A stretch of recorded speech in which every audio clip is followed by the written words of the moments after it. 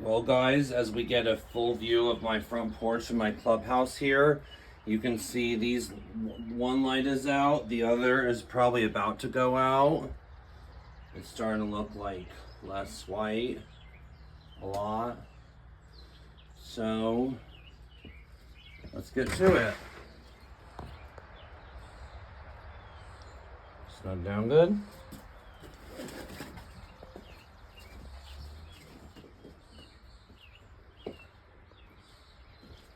I discard this whole thing because I probably have the glove in, so I'm going to toss that glove out when I can, okay?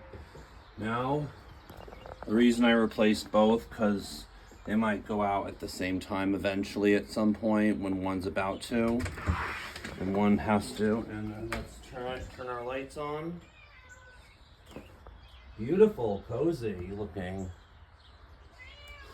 More fixtures than ever. I like it. We're gonna have to see another clip later tonight.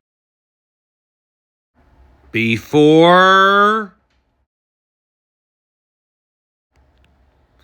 after.